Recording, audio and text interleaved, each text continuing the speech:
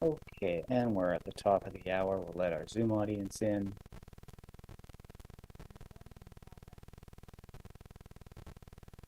And I just going to do one more thing.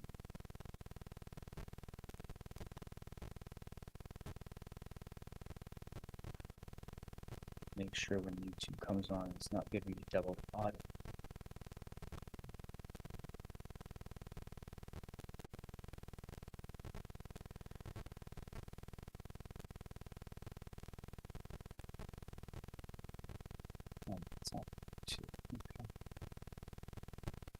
Okay, welcome everyone. We're going to get started in just a moment.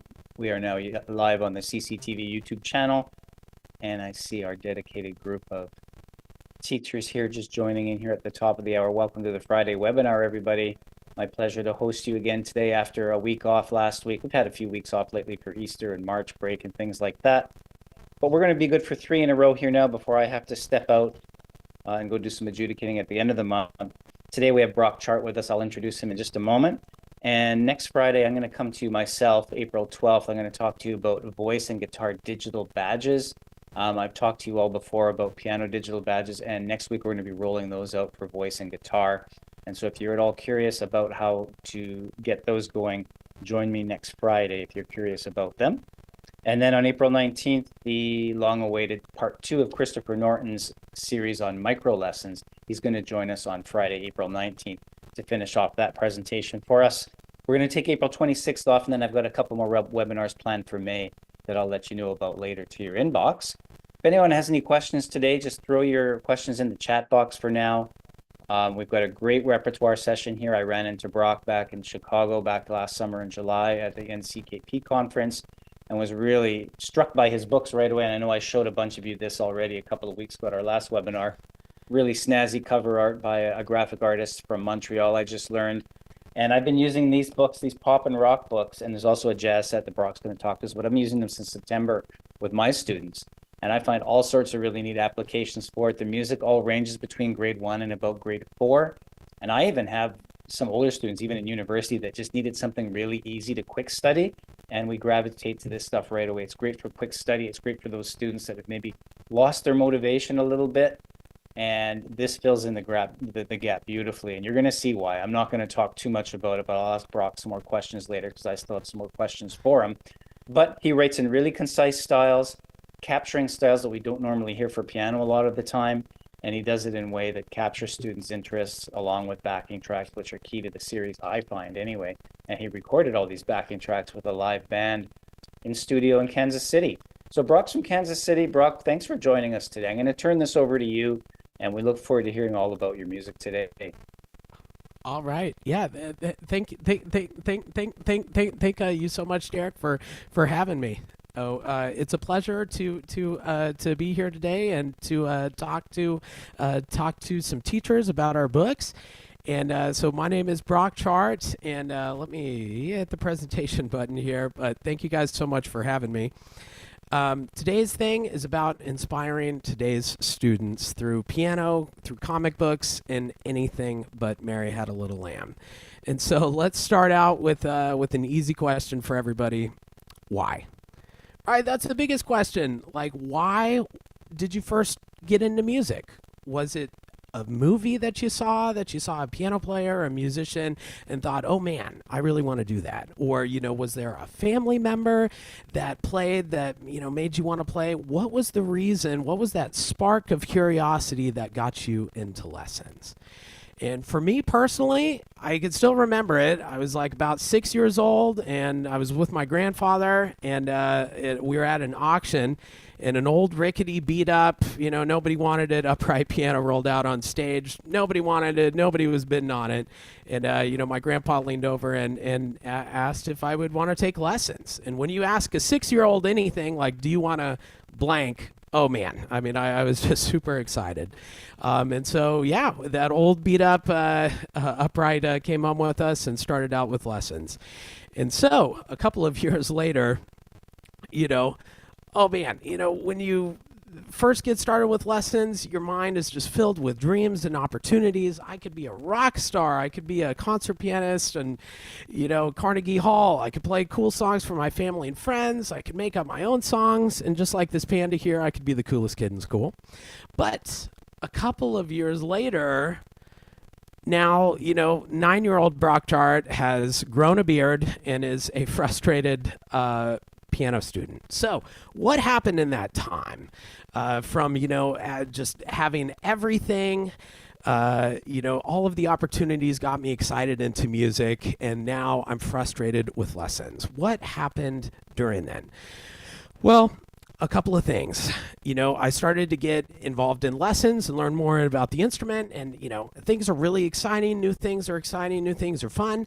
But then I found out that the reasons why I wanted to play were not being offered to me by my teacher at the time. And so, and that's nobody's real fault. I was interested in jazz, pop, and rock, and there's just not a lot of teachers that feel comfortable playing in those styles, and even fewer that feel comfortable teaching those styles. And so one by one, I kind of felt some of the reasons that got me excited about music in the first place were slowly becoming closed off. And so I was just, not as into it. And, the only way that, that I could find, at least locally, with lessons was kind of the classical route. But there's one problem with that, is that wasn't my dream. And that's not what got me excited about music. So why I'm bringing this up is because, it doesn't take a rocket scientist to figure out if you're not having fun in lessons, there is a loss of interest, right? And as music teachers today, we really have to compete for our kids' attention. I mean, good Lord, they are so busy. Most of my students are involved in like 6 or 7 out of, school activities, from sports to theater to, church, Fortnite, it takes up a lot of time. We've really got to compete for our kids' attention nowadays. And now that I'm looking at this chart, I think that most of my kids are really looking like this. Right? It's either Fortnite or Minecraft nowadays that are taking up everybody's time, and there's no room for anything else. So, the question becomes, how do we get this sort of reaction out of our students? This, oh my gosh, I cannot wait to get home and to play the piano. I cannot wait to learn at our next lesson. How can we create this excitement and this spark from our kids? And I strongly believe, as teachers, it's our job to help students find a passion for music. Notice that find is underlined. I really firmly believe, everybody has a different relationship to music. Mine growing up, I just wanted to play cool stuff that, me and my friends knew.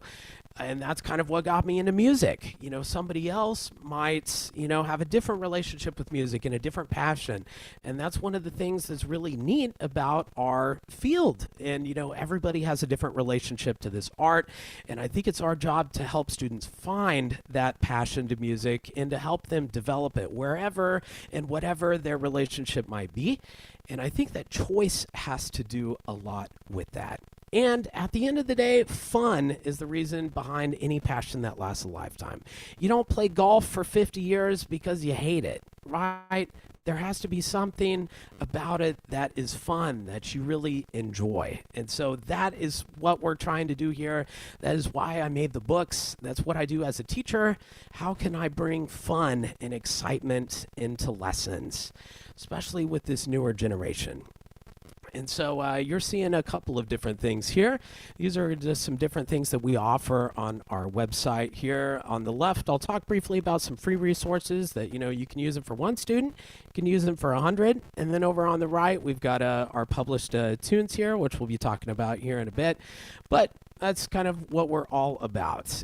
How can we offer materials in all of these different facets of music that really get kids excited and enable teachers to tackle these difficult genres that students are requesting in a comfortable, confident way. So let's start with some of the free resources. This is our website here, www.my-melodies.com. And up at the top, there's a For Teachers tab, and you can kind of see the the covers kind of outlining here, they're all color coded. The stuff that's in blue is for technique exercises, or I'm sorry, the stuff that's in blue is theory exercises, talking about anything from how to read lead sheets to, even some more difficult topics like key signatures or like diatonic modes, all of that stuff. The stuff that's in orange is for technique things, and even some jazz exercises and things there. Also exploring a little bit with like some ear training stuff. But yeah, this is some of our blue material here. Oh, I don't know where that came from. I think I hit a button and the snare drum came up. But yeah, this is some of our blue stuff. Everything is very practical. I'm a very practical person. What do you need to know about music theory in order to like read lead sheets? Lead sheet stuff is a really important part of my lessons. I just think, my gosh, like if you type in all of my kids right now, Taylor Swift is the thing. She's taking over the world, and it means the world to a student if you learn and make an effort to learn their favorite song. And so, literally on Google, I'm just typing in love story, Taylor Swift chords. I'm not typing in piano. I'm not typing in sheet music, anything. Usually what happens is something like this. It's from like a guitar website, and this is a form of music too. And so some of these free resources kind of help you and help students decipher some of these chords. And before you know it, they are playing Taylor Swift, and it is worth it. I'm a very firm believer that if kids are liking what they're playing, they will work for you, and they will come to the piano and sit on the bench and practice because they want to be there. Not because they're forced, not because their parents said so, but because they truly enjoy it. So just offering some different resources that you can use. And again, these are available for free. You can use them for one student. You can use them for 100 modes, key signatures. Everybody talks about how important the modes are, but nobody really talks about, like, why do we even use them? So I'm a very practical person, and so this is kind of a little worksheet that I came up with, how to talk about those and, how we might actually use them in a real-world scenario. And I'll kind of quickly go through these. The stuff that's in orange on our website is technique exercises, major minor scales for everything with fingerings written out, arpeggios, even more difficult to find scales like fully diminished scales, and even some jazz sort of exercises, whether they're 2-5-1s and rootless or altered sort of things. But yeah, all of these are free. Started dealing a little bit with some composition and improvisation exercises too. So I try to put up one or two more free resources on there as well. And these are just some different talks that I've given. And again, these are all available for you for free. And then here's our published books and what I'm going to be talking mostly about today. And so I have written 6 of these, the 2 jazz, the 2 pop, and the 2 rock. And through my company, My-Melodies. And even though we're very young, we just started in 2020, we've gotten reviewed, very positive reviews in a number of national publications, American Music Teacher several times, and the Francis Clark Center's Piano Inspires magazine. And a number of different piano teachers on YouTube and different influencers as well. And teachers are slowly figuring out, kids are really responding to this music, which just makes our day. That's the whole reason why we're doing it. So every aspect about these books, I tried to make with kids in mind. From the music to the artwork to the play along tracks, everything is designed around kids and to get kids excited. Like I said a bit ago, jazz, pop, and rock, some of the scariest words for most teachers. And that's why I didn't like lessons. Those are the 3 styles that I wanted to play, and I was a very stubborn, student. And so if you look at some of the sheet music that's showing up on the right, it's showing all sorts of different genres and a little taste of the music. If you notice, there's absolutely no chord symbols here. And that's on purpose. Lead sheets and chord symbols were definitely a barrier for my teacher growing up, and I really want to enable teachers to feel comfortable offering these styles, even if they've never played these styles before, even if they don't feel comfortable with these styles. They can continue to teach, exactly the way that they've always done, and it gets these new modern sounds, it gets these new modern colors that kids are requesting, but it's accessible for kids, and you don't need a PhD in theory to be able to do any of it. So, and there's, my kids are picky just about any genre under the sun here. The artwork. Kids absolutely judge books by their cover. I remember when I was going to book fairs at school, I would always pick the one with the coolest cover. That stuff matters to kids. And so, like Derek had said earlier, we actually have a comic book artist from Canada, Francois Vignol, I think his last name is, and he's a great artist from the Montreal area. And he just did some super cool stuff, and we want these to be inviting. And I want kids to kind of have that deer in headlights approach, like, oh my gosh, I've never seen that. I can't wait to open and see what's inside of the book. Oh, anything that we can do just to get kids excited about music and to the piano bench because they want to be there. Another important thing about the tracks is, or about the books rather, is the play-along tracks. I wanted students to feel like rock stars. And so what you're seeing here is images of our band. Every single play-along track was recorded by Kansas City studio musicians. And so there's not any MIDI recordings at all. It's really done live, and it truly makes kids feel like part of the band. And, there are 4 different versions of the tracks. There is ensemble, which is the full band at full tempo, piano, bass, guitar, drums. You'll also get spotlight, which is the full band minus piano, for recitals, for performances, for whatever. And then you also get, 80% speed practice tracks and 60% speed practice tracks. And so, we want students to just have fun at every step of the way, from when they're first starting the tune all the way up till recital time.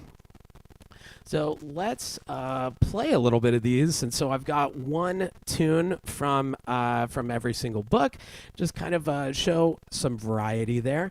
And what I'm actually going to be doing, I'll kind of show you a video, is these are using the spotlight recordings. And so I'm not actually, if you listen, there's no piano here. Oh, I've recorded the top-down thing so then you can, kind of see the piano ahead of time. But I wanted to showcase, I have a keyboard next to me, and I'm going to be playing it live so then you can hear what your students might do in a performance setting. And so, again, these are going to be the spotlight accompaniments. It's full rhythm section minus piano, and I'm going to be doing the piano for you live. This very first tune is from Jazz 1, and it's kind of a funk piece. A lot of these styles of jazz just don't get written for. There's bossa nova, there's bebop, there's blues, there's funk, there's, more modern jazz doesn't even swing. Excuse me. And so I wanted to write, just about any style that you can think of. And what I want you to pay attention to especially is that, they're called 5-finger jazz, 5-finger pop or whatever. And I like to do interesting things with 5-finger positions. And so, in this first one, our right hand is on G while our left hand is on E. And so they're very much, 5-finger patterns and stuff, but doing really, really cool sounds and things that sound like the real deal. So this is 41st Street.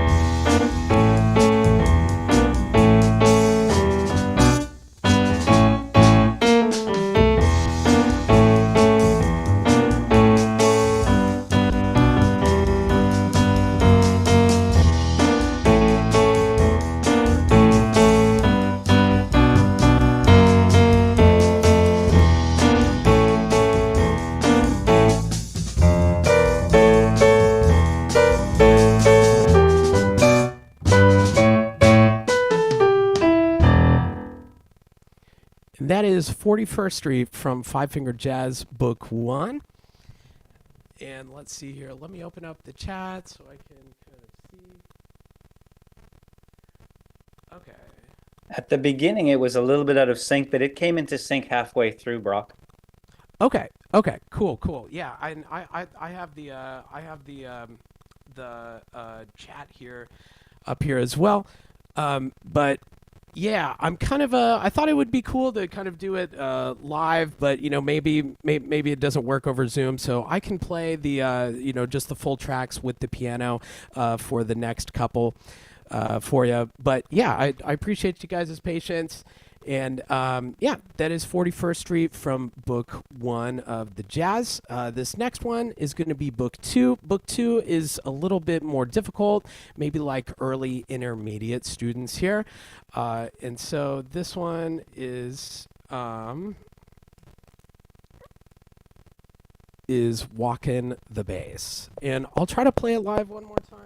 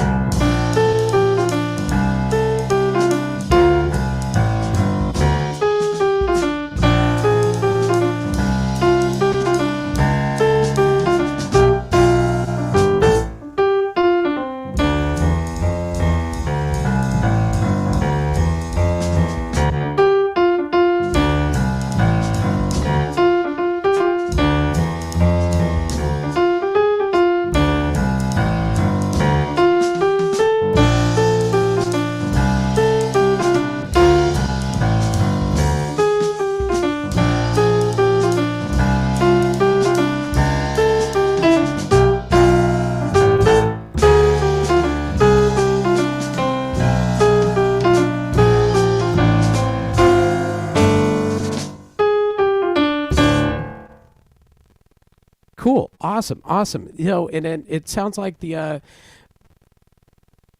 oh, yeah, really good question, Miriam. Really good question. Those videos actually take a lot of work to do. You're seeing some editing magic. I use a software called ScreenFlow that allows me to record multiple things at the same time. And so when I make these videos for students or, just on YouTube or whatever, I play it live with an overhead camera. And then there's also a digital keyboard that is kind of the middle layer. Some students prefer that where, have the notes light up. And then the very top layer is I go back and I screen record, kind of like the score playback. And I was using Sibelius at this time. And then I kind of edit it all together. So unfortunately, there's not like one program that just, kind of a click of a button and it lets you do all that. But I do use ScreenFlow, and then quite a bit of time, blood, sweat, and tears that will go into the editing. But awesome to hear that the audio stuff is synced up well. And yeah, like I said, I'm from the Kansas City area, and I got tired of most of the jazz stuff for beginners is just the same. It all sounds like. Right, we've all heard that from like beginner jazz books, and like every song in those beginner jazz books is like that. But there's bop, there's swing, there's gospel, there's there's bossa nova, tango, funk. There are so many different versions of jazz under that umbrella, and I just didn't feel like it was getting represented from a lot of beginner books, and so I really thought it was important to include as many of those styles as I can. And that was Walkin' the Bass. That's one of my favorites from Five Finger Jazz Book 2. So going on into the pop stuff, these were a bunch of fun to write. Pop music is really tough to write for this age. All of my kids right now want to play, Mr. Brock, I want to learn how to play Taylor Swift. Mr. Brock, I want to learn how to play Drake. But the problem is that a lot of those types of music just don't translate too well to the piano. I'm sure a lot of the teachers in here are running into that, or their kids will bring in an arrangement that they saw on YouTube, and some of them just aren't even physically possible to play, and let alone for like a 9-year-old, right? There's no way that he's going to play that. A lot of the pop arrangements, there are some out there, but a lot of them are just wrong, or they are right and they look like a Rachmaninoff concerto. So I start writing these original pieces for my kids. It's a really nice compromise between the sounds that kids want to hear, songs that they want to play, and at a level that they can actually do. So it's a nice compromise between the students and teachers. So this next one, like Derek had kind of said earlier, a lot of these are inspired by some of the Billboard Top 40 stuff, and there was a Latin pop thing a few years ago called Despacito, and so this is Heat Wave from Pop Book 1. And it's kind of my take on that genre. Pay special attention to the way that I write the rhythms. If you close your eyes and listen to the track, it's very syncopated. A lot of pop music, especially rhythmically, is really tough, and especially for kids. Lots and lots of syncopation, lots and lots of layers and weird rhythms. But the way that I write it, it's all in quarter and half note rhythms. Students can play harder types of music and harder rhythms if it's given to them in the right way. So this is Heat Wave from Pop Book 1.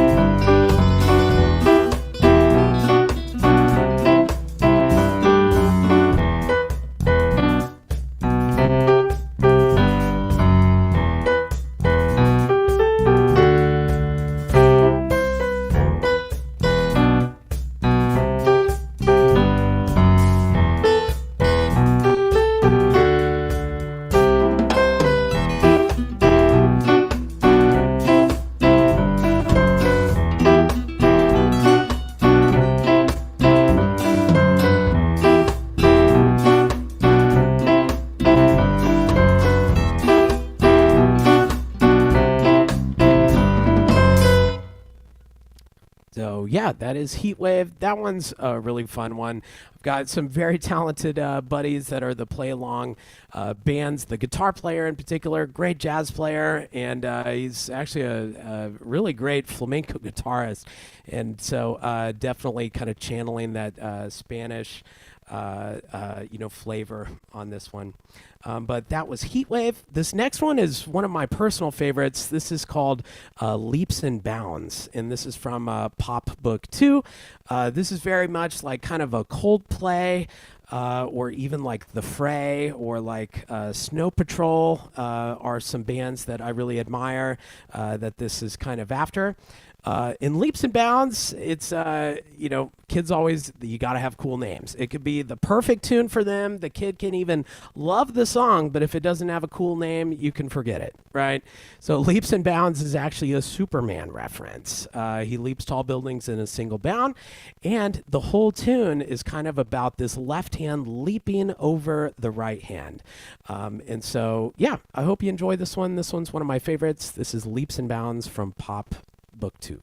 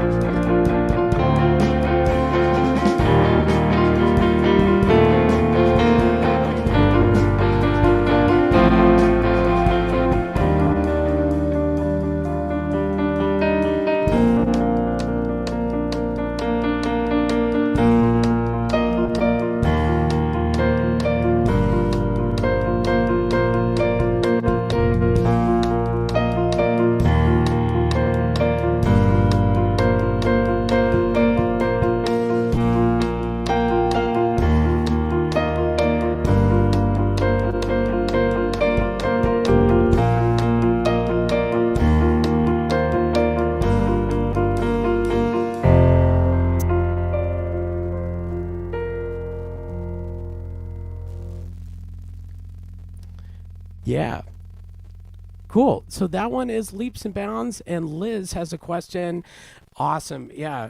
Yeah, for sure. The Snow Patrol and the Coldplay. I really love those bands. Listen to them a lot. I appreciate it. And yes, absolutely. The book twos, all of the book twos are, right around the same level. And I would say that the pop one books, or I'm sorry, the, jazz book one, pop book one, rock book one, are maybe starting at a Faber 2A or so. And they do get progressively harder. Songs at the beginning of the book are going to be a little bit easier than songs at the end of the book.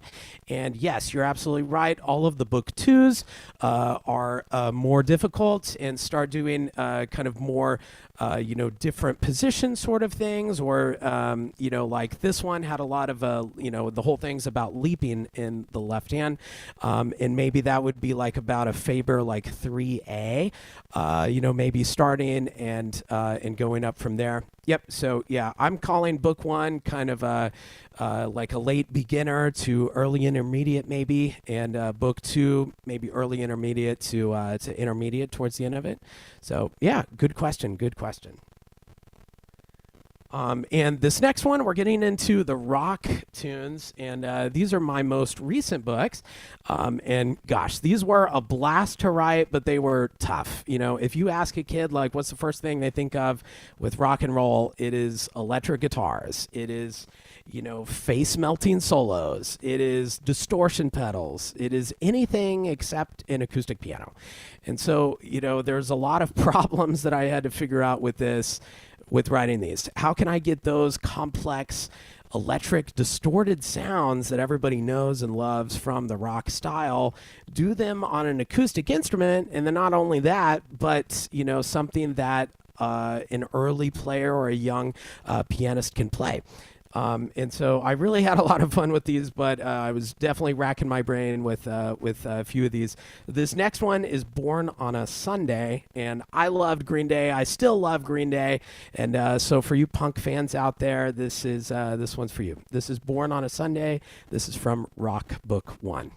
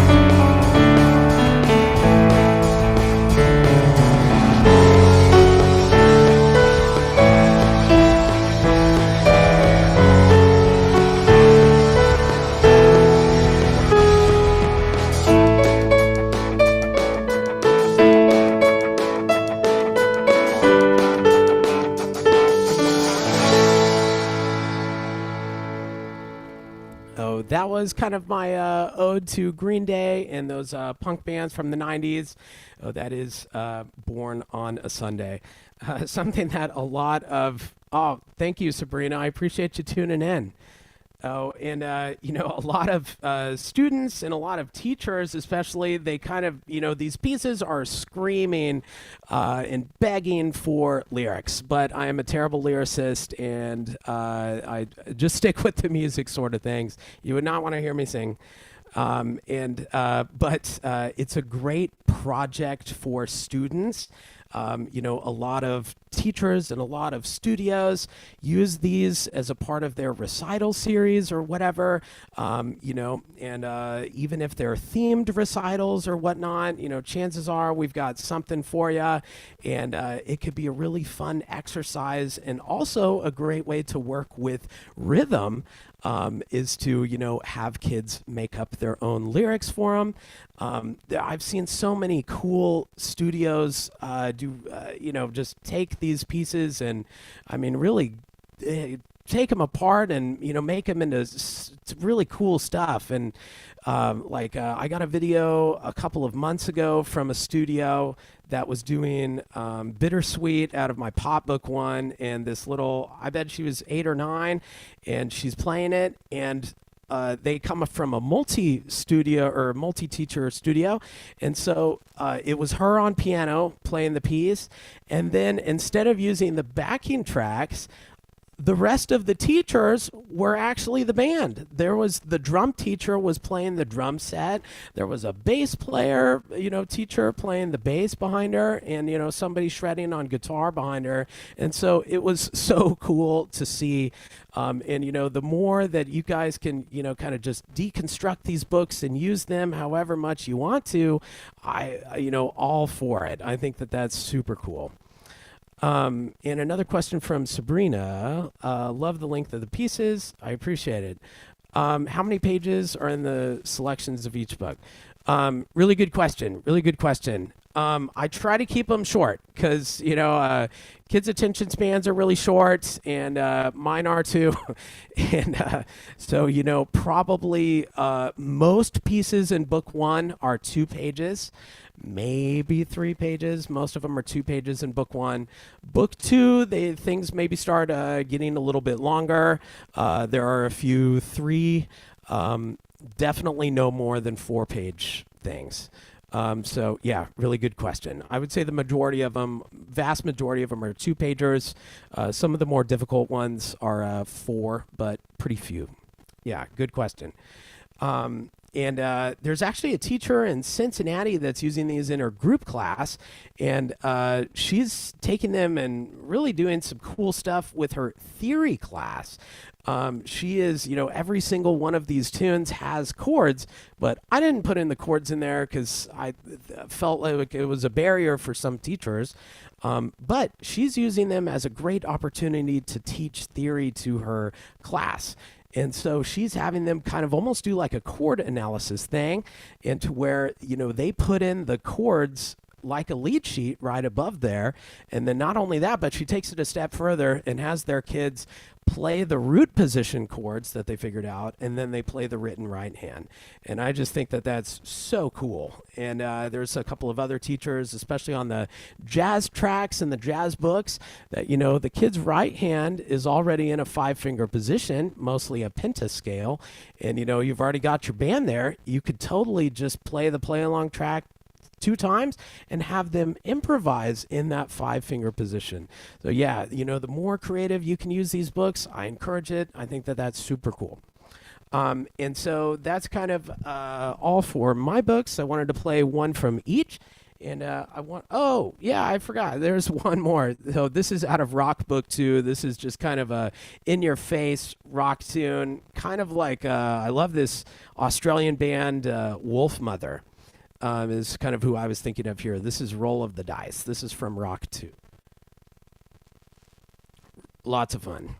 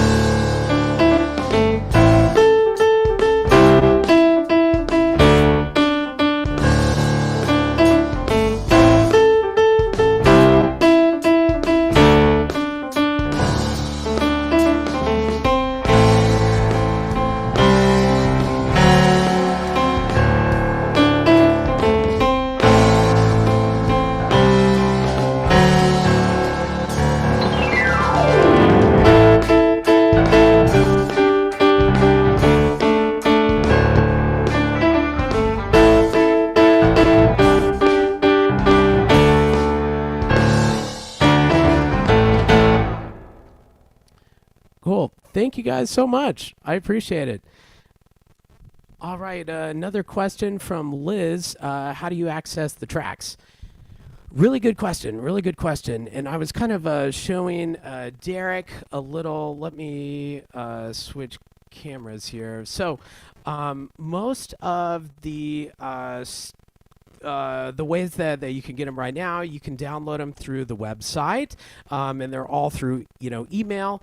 And sometimes I'll send you like a blue hyperlink in the email, and it'll take you here to like a Google Drive, into where you can have your 60% speed tracks, your 80% speed, the ensembles, and the spotlights. And so they're all MP3 downloads. We're actually making a really exciting change to the books here in the next like 6 to 8 weeks, and so I'll kind of give you a little sneak peek. When I came out with the books in 2020, I just didn't have the foresight to think ahead. And, honestly, QRs were like pretty new then. And so we're changing it to where all of the books will have, these QRs just like literally right next to the title. So, you or your student can just like scan them and then with their phone, and then it'll take you to this. And this is what I've been working on lately, and I'm really excited about it. So when you scan that QR, it'll be just this site. Every single song has its own little thing, and you can click here, and there's all of your tracks specifically for that tune. Here's your Midnight Spy ensemble, spotlight, 80% speed, 60%. And then some of the teachers have also requested like a solo piano track just without the band. And so, yeah, it's a pretty exciting update, and this will be happening in probably the next 6 to 8 weeks. We'll be reissuing the book with those QRs next to them. But really good question. And then, yeah, you can also like download the tracks, if you're a traveling teacher, or going to be in a situation where there's not a lot of Wi-Fi or anything, and then there'll be a couple of things like the videos that I've been showing are on YouTube, and so those you'll have access to too. And then like a little tutorial from me, just talking a little bit about the tune, how I would approach it, how I see students using these and stuff like that. So yeah, so this will be happening. I don't know, probably like late May, I would imagine, early June. So yeah, be watching out for those. But yes, absolutely. Like if you want the books right now, you can still absolutely get them. It'll just be kind of in like the Google Drive format, and then when the new editions come out, you'll receive the email and be given access to these. But yeah, good questions. Good questions. And then I did want to talk briefly about. Let's see, where's that? So the rock and the jazz and the pop books are my own compositions. And then last March, I invited a good buddy of mine, Kai Ono from New York City, to publish 2 of his books. And really excited about these. These are his books. We came out with them last March. For the Little Birds and For the Birds by Kai Ono. And my studio in particular has just been demolishing For the Little Birds. That's probably the easiest book that we have. And the blue book right there, For the Birds, is definitely the hardest book that we have. And so Kai found that a lot of his students that he teaches are hearing music and from movies, movie soundtracks, and like video games. And a lot of that type of thing is kind of like a more modern classical hybrid. And so that's kind of what he wanted to do with his books. Is how can he kind of make a fresh contemporary take on the classical idiom, but make it in a way that kids can play and that kids really love. So there's a couple of really interesting things about this piece. Something in particular is stacked fourths, right? Bach would be, I can already hear him right now. He is rolling over in his grave. So is my theory teacher in school. Absolutely not. I would get expelled for fourths. Parallel fourths, right? And no bar lines. So this is, a very modern piece, like a lot of no bar line and no time signature stuff you wouldn't see until, like graduate school. But this type of thing really makes an excellent lesson. You could ask a student, why do we even have bar lines? What are they even for?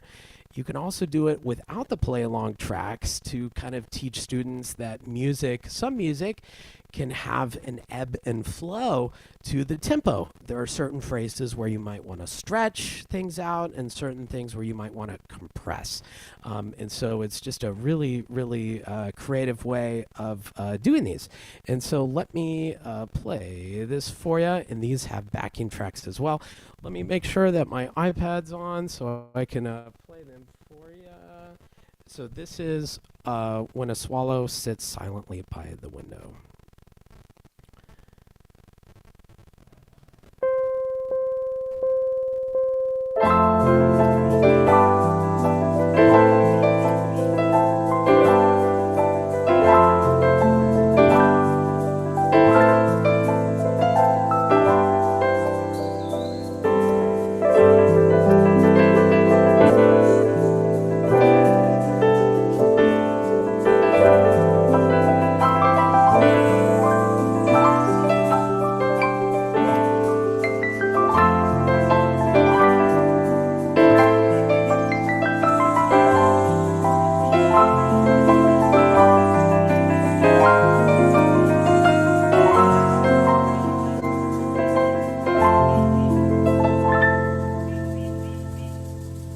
So really cool, really, really beautiful pieces, and they all have like bird facts.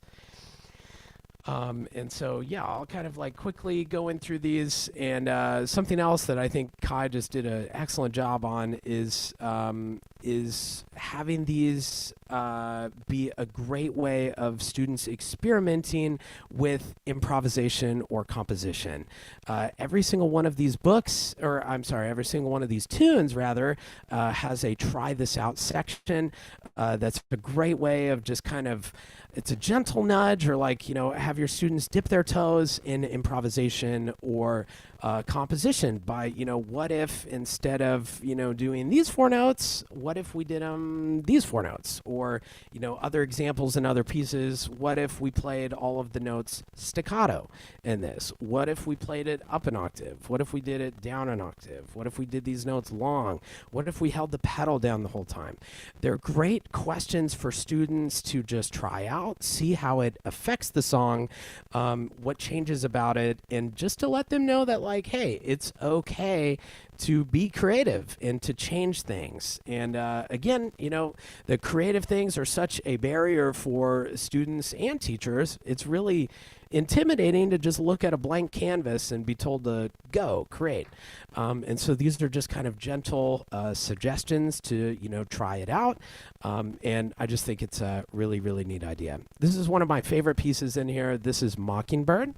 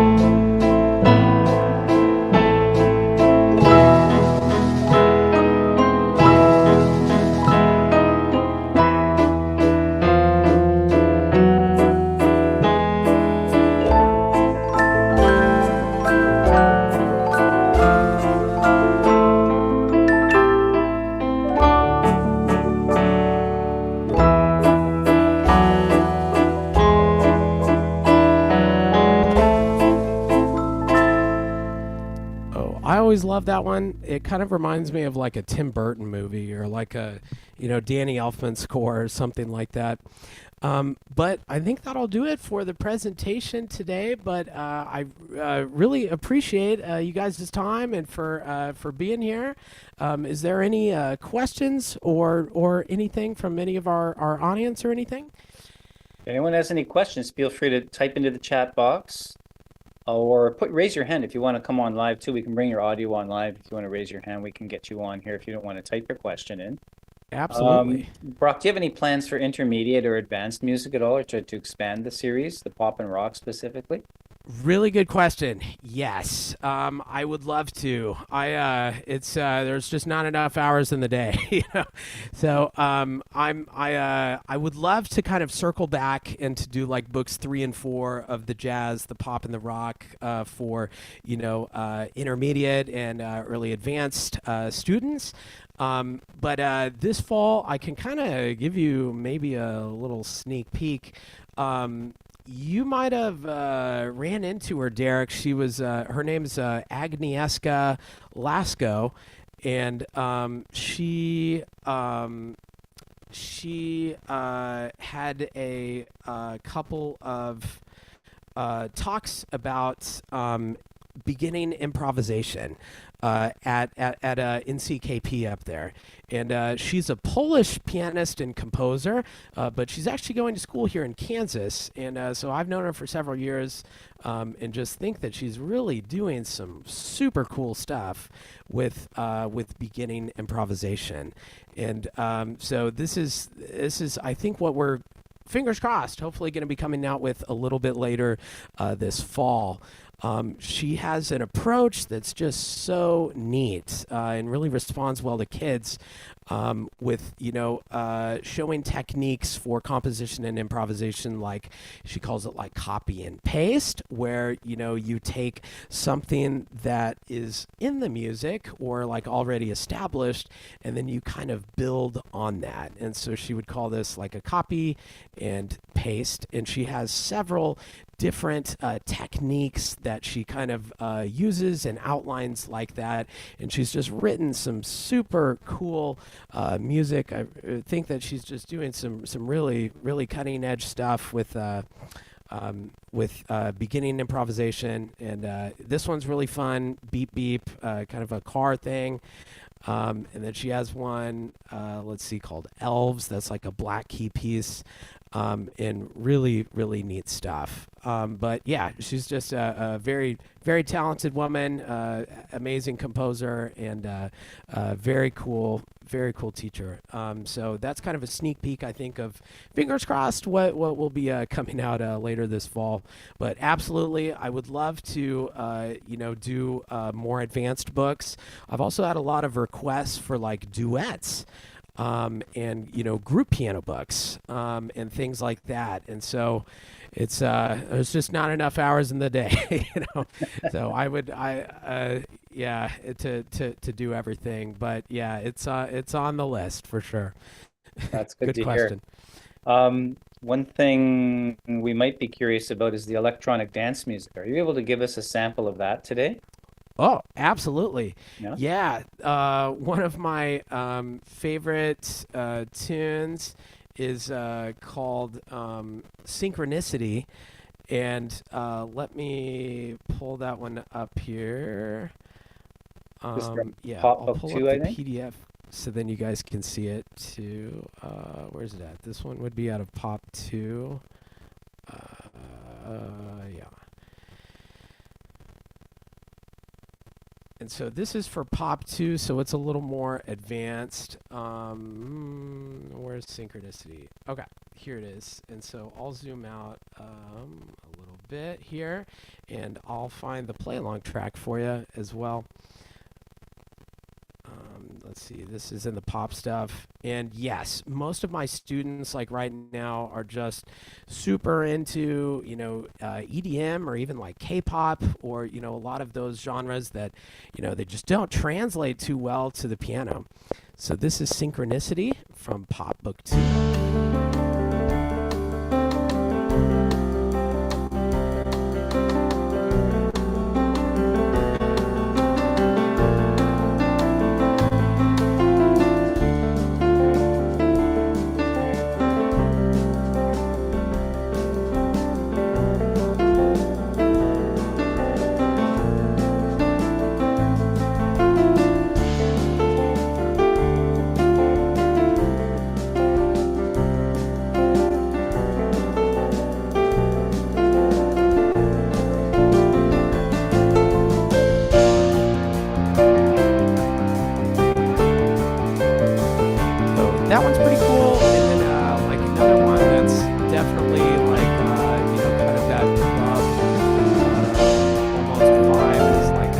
tune Dance Dance Dance. I was kind of going for like some of Lady Gaga's like first album, like Fame Monster, is so good, and it's just like very fun, dancey music and really cool like synthesizer lines, and so I really love that type of thing. So Dance Dance Dance is definitely an ode to like those early Lady Gaga tunes.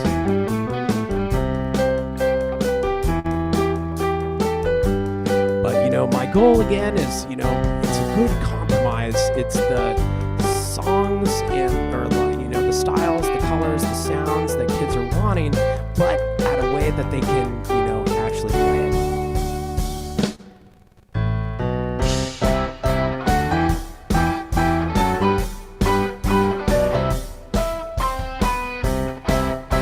But yeah, that's a little taste there.